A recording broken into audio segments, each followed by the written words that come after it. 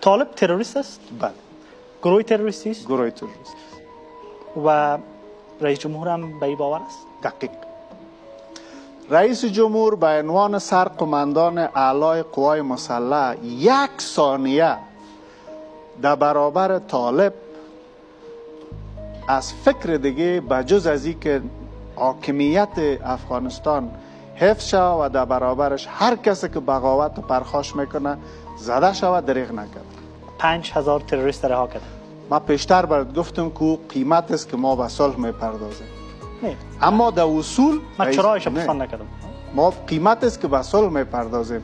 شما قاطی نکنید. به صلح که شما باور ندارین ظاهرا. نه، ما گپم در این نیست که باور. ما دروازه را باز میکنیم. باید میز مذاکره گذاشته شود. شما میگین که جلد طالب خشونت است، شما میگین پاکستان به صلح باور نداره، کمک نمیکنه، اما 5000 تروریست را رها کرده. میگه یک ضرب المثل است، میگه که با بدترین حالت برنامه ریزی کو، با بهترین حالت امیدوار باش. من خمتو میکنم. ما در محاسبه میست که طالب تغییر نکرده، تروریست است، پاکستان هم حمایتش میکنه. ما برنامه ریزیم به بدترین حالت است. حالا اگر گپ ما غلط ثابت شد، اینا تغییر کرده بودن، نور الله نور. میایم سر بدترین حالت. چی است بدترین حالت؟ بدترین حالتی است که فروپاشی به میان بیاید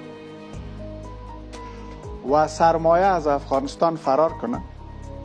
قیمت خانه در وزیر اکبر خان مثل 1998 به 15000 و 20000 برسه.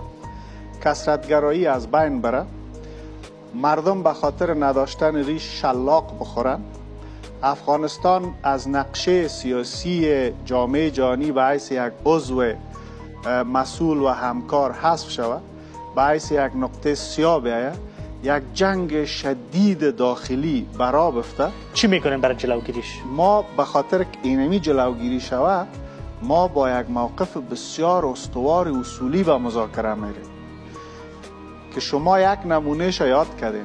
اگر ما قلوخ در آب مانده پیش میرفتیم، باید در 20 یود زندانی طالب رها میکردیم که نکردیم و پشیمان هم نیستیم و از او بسیار امتیاز بزرگ گرفتیم. دنیا متوجه شد که کسی که رها میشه کیست. و خب به اصطلاح یک گلگل میری بود، نمیفهمیدن که یا کیست.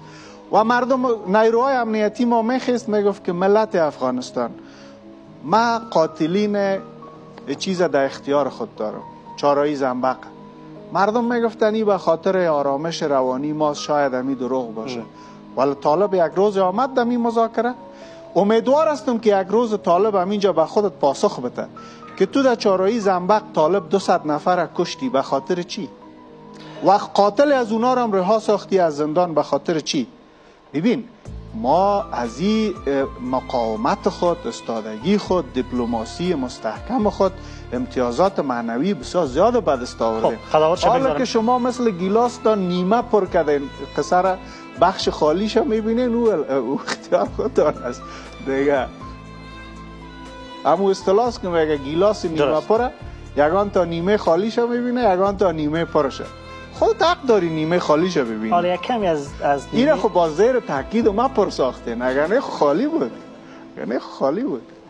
ما وعده میتونم براتون که دوباره آب میارم و خدا کنه که شما به تمام وعده هایتان عملی کنید. درست.